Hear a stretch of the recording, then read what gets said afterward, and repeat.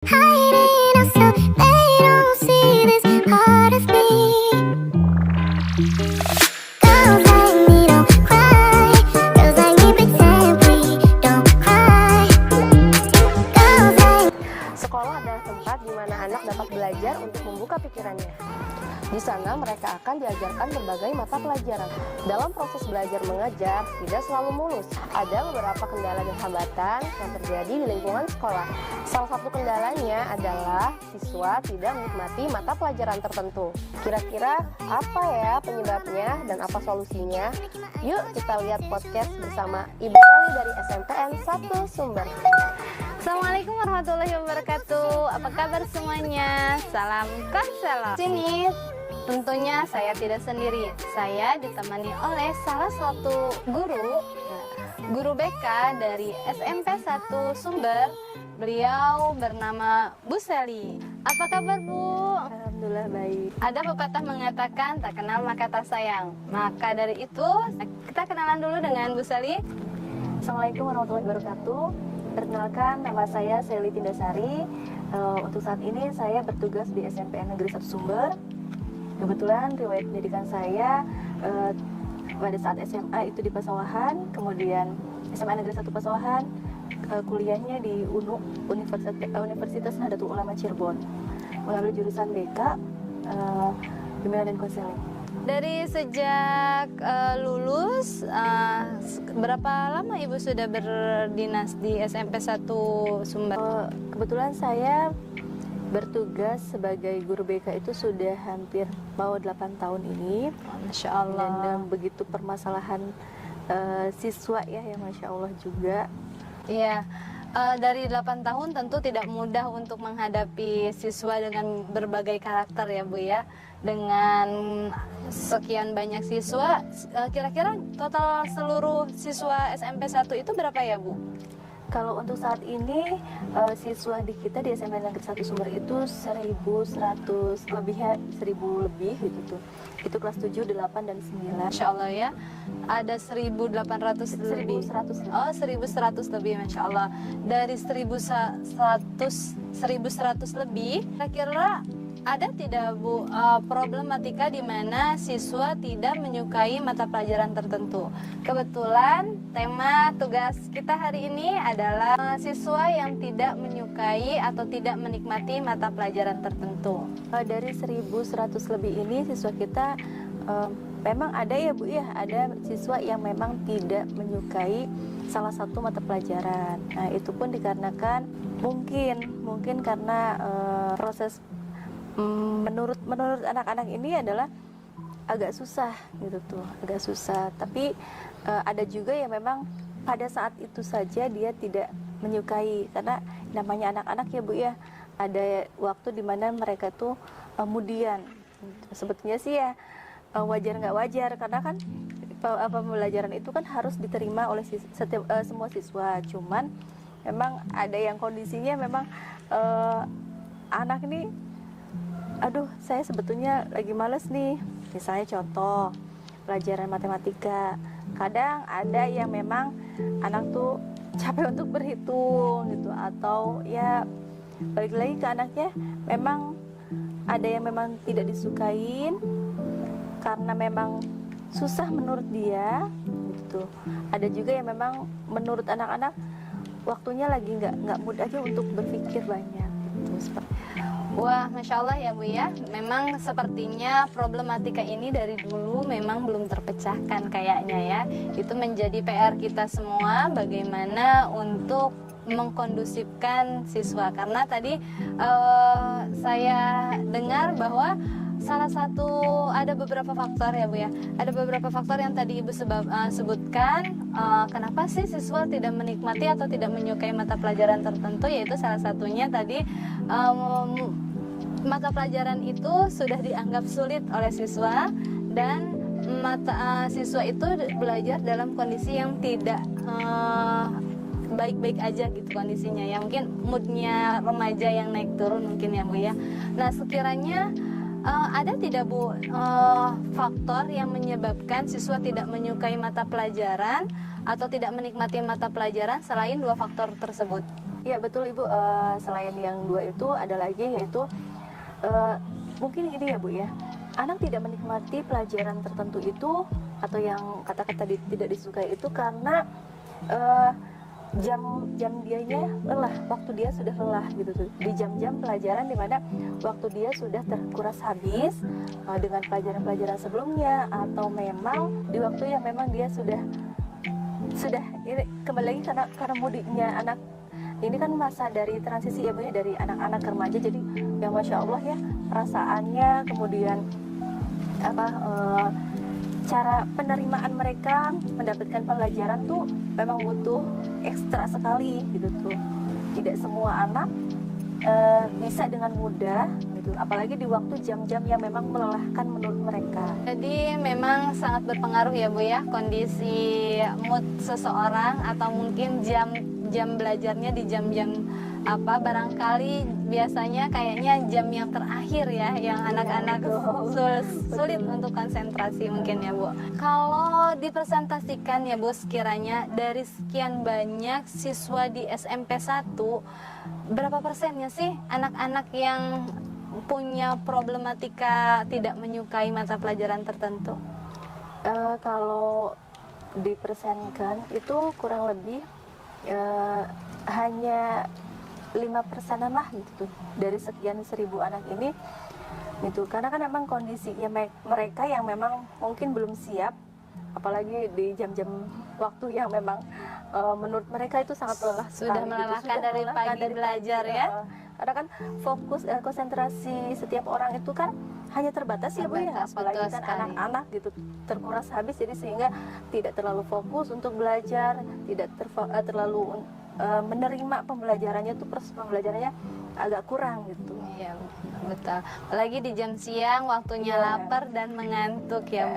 Waktu jam-jam yang memang riskan ya menurut saya, terus menurut anak-anak juga sangat riskan karena capek, lelah, ngantuk, belum lagi lapar gitu, karena terkuras habis ini berpikir gitu tuh. Jadi memang problematika anak-anak itu ya ada pada dirinya sendiri ya. Iya. Tadi dijelaskan bahwa seharusnya hal itu tidak terjadi ya kan Bu. Seharusnya hal itu tidak terjadi. Kira-kira bagaimana agar hal itu tidak terjadi, dan kira-kira apa sih yang harus kita lakukan sebagai guru BK ketika anak-anak kita mengalami problematika hal tersebut? Ya, sebelumnya biasanya kita kan anak-anak tersebut itu mereka merasakan tidak suka atau tidak nyaman dengan pelajaran itu kan karena faktor-faktor yang tadi ya Bu ya. Nah, sebagai guru BK yang pertama kita lakukan adalah konseling ke anaknya, memberikan pemahaman ke anaknya bahwa pelajaran itu, semua pelajaran yang ada di sekolah itu diwajibkan untuk diterima dengan baik gitu. Adapun misalnya tentang nilai itu nilai akhir. Nah, Yang terpenting itu adalah bonus lah ya, itu bonus apapun lah ya. hasilnya, Apapun yang hasilnya yang penting sudah. mereka menerima dengan baik gitu. Keadaannya juga di kelas juga tertib, kondusif. Kemudian kita juga kasih tahu untuk jam waktu untuk istirahatnya, karena anak itu di sekolah kami itu belajarnya dengan sangat menarik, sangat inovatif, kemudian juga sangat menarik siswa lah sebetulnya. Hanya saja mungkin karena siswa ini kan sering bermain dengan teman-temannya, kemudian jam waktu untuk istirahatnya kurang, sehingga ketika di sekolah terkadang sudah lelah duluan gitu tuh. Itu saja sih sebetulnya, memberikan pemahaman yang lebih terhadap anak dengan baik-baik, bahwa semua pelajaran itu, karena semua pelajaran itu kan nanti akan kita gunakan sehari-hari gitu. memang dibutuhkan ya Betul. untuk anak-anak.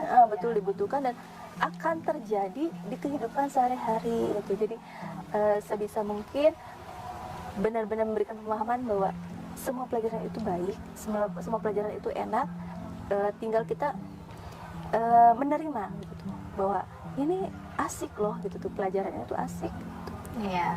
Jangan langsung bermindsetnya, berpikirannya bahwa ini susah sulit gitu. Kalau misalnya kita berpikirannya ini sulit, ini susah, nggak akan maju-maju. Iya, itulah yang akan menjadi penutup masuknya ilmu ya, Bu ya. Itu. Jadi makanya anak-anak itu harus terus-terusan kita beri pemahaman, kita nasihati bahwa, tapi tidak kita marahi ya gitu, hanya memberikan nasihat, pandangan bahwa ini ilmu dan semua harus bisa kita terima gitu. Mereka harus suka dulu gitu tuh. Untuk nilainya besar kecil itu urusan nanti. Yang penting mereka menerima bahwa pelajaran ini harus diterima dengan baik oleh siswa itu, sebagai syaratnya anak untuk menuntaskan nilai-nilai yang harus yang sudah ditetapkan. Jadi mungkin untuk kita para calon BK ya Bu ya, ketika kita mendapat problematika yang dimana anak-anak tidak menyukai mata pelajaran tertentu, mungkin yang tadi Ibu katakan bahwa kita berikan pemahaman ya, konseling tentang pemahaman bagaimana fungsi atau manfaatnya mereka belajar karena untuk kehidupan sehari-hari dan sebagai kewajiban mereka juga ya Bu dalam menuntaskan mata pelajaran atau nilai-nilai yang sudah ditetapkan oleh sekolah, mungkin itu ya Bu ya, dengan memberikan bimbingan konseling ya. Dengan bimbingan belajar, kemudian juga pemahamannya secara bimbingan pribadi ya Bu ya. Bimbingan pribadi maksudnya pemahaman bahwa ini manfaatnya, kemudian kegunaannya, kemudian ini akan dilakukan, akan kalian terima dalam kehidupan sehari-hari gitu. Kemudian bimbingan belajar juga pemahaman itu bahwa kalian harus menerima semua pembelajaran, proses mata pelajarannya sebagai penilaian kalian nanti di akhir dalam buku rapor. Nah gitu, jadi adanya evaluasi gitu ya. Iya. Mungkin yang akan membuat, selain mereka tahu manfaatnya mereka belajar mata pelajaran tertentu itu untuk apa, mungkin mereka harus kita ingatkan bahwa nanti akan ada evaluasi untuk sebagai syarat mereka menuntaskan mata pelajaran tertentu kali ya Bu ya. Iya betul gitu. Seperti itu. Iya, baik Ibu, terima kasih atas waktunya, atas sharing-sharingnya. Mudah-mudahan untuk seluruh calon konselor dimanapun berada, kita selalu dimudahkan ke depannya dan kita banyak belajar dari cerita pengalaman Bu Sally di SMP 1 Sumber. Terima kasih. Assalamualaikum warahmatullahi wabarakatuh.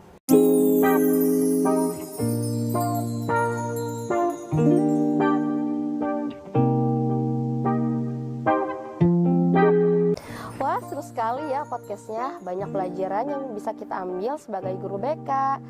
Nah, ternyata peran guru BK itu sangat penting loh di sekolah. Ada nih ucapan dari Kepala Dinas Pendidikan Kabupaten Cirebon untuk para guru BK. Bismillahirrahmanirrahim. Assalamualaikum warahmatullahi wabarakatuh. Saya Ronianto, Kepala Dinas Pendidikan Kabupaten Cirebon. Guru BK mempunyai peranan penting dalam rangka mencerdaskan siswa, karena guru BK bukan hanya menangani persoalan-persoalan siswa yang nakal, tetapi juga tugas guru BK adalah membimbing siswa untuk bisa meniti karir maupun meniti pendidikan di kemudian hari. Sehingga peran guru BK dalam kegiatan di sekolah sangatlah urgent di setiap satuan pendidikan. Namun demikian, pada saat ini jumlah guru BK yang ada di Kabupaten Cirebon masih cukup sedikit dan memprihatinkan, karena masih ada mungkin sekitar 75% kekurangan guru BK di Kabupaten Cirebon.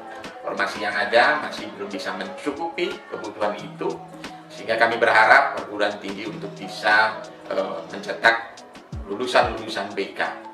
Kepada Institut Agama Islam BBC, kami berharap bisa mencetak lulusan-lulusan BK yang profesional dan betul-betul mampu untuk membimbing siswa-siswa kita agar lebih baik lagi dalam meniti pendidikan di satuan pendidikan.